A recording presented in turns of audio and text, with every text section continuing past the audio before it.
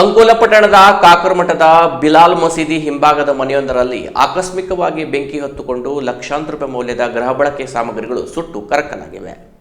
ಅಂಕೋಲ ಪಟ್ಟಣದ ಕಾಕರಮಠದ ಬಿಲಾಲ್ ಮಸೀದಿ ಹಿಂಭಾಗದ ನಿವಾಸಿ ನಿವೃತ್ತ ಶಿಕ್ಷಕ ರಫೀಕ್ ಶೇಖ್ ಅವರ ಮನೆಯಲ್ಲಿ ಬೆಂಕಿ ಅವಘಡ ಸಂಭವಿಸಿದೆ. ಮಧ್ಯರಾತ್ರಿ ಮನೆಯಲ್ಲಿ ಆಕಸ್ಮಿಕವಾಗಿ ಬೆಂಕಿ ಹೊತ್ತಿಕೊಂಡಿದ್ದು, ಕುಟುಂಬಸ್ಥರು ಎಚ್ಚರಗೊಂಡು ನೋಡುವಷ್ಟರಲ್ಲಿ ಬೆಂಕಿ ದಗದಗನೆ ಹೊತ್ತಿ ಉರಿಯಲಾರಂಭಿಸಿತ್ತು. ಧಾರ್ಮಿಕ ಹಬ್ಬದಾಚರಣೆ ನಿಮಿತ್ತವಾಗಿ ಅಕ್ಕಪಕ್ಕದ ಮನೆಯವರು ಮನೆಗೆ ಬೀಗ ಹಾಕಿ ತೆರಳಿದ್ದರಿಂದ ಬೆಂಕಿ ನಂದಿಸಲು ತೊಂದರೆಯಾಯಿತು.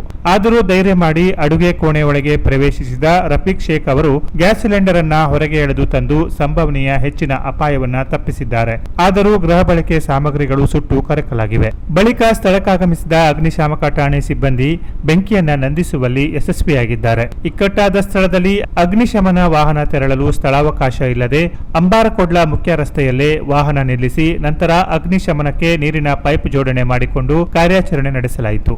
ಹರಸಾಹಸಪಟ್ಟು ಬೆಂಕಿ ನಂದಿಸಿದ ಅಗ್ನಿಶಾಮಕ ದಳದ ಕಾರ್ಯಾಚರಣೆಗೆ ಸಾರ್ವಜನಿಕರು ಮೆಚ್ಚುಗೆ ವ್ಯಕ್ತಪಡಿಸಿದ್ದು, ಶಾರ್ಟ್ ಸರ್ಕ್ಯೂಟ್ನಿಂದ ಈ ಬೆಂಕಿ ಅನಾಹುತ ಸಂಭವಿಸಿರಬಹುದೆಂದು ಅಂದಾಜಿಸಲಾಗಿದೆ.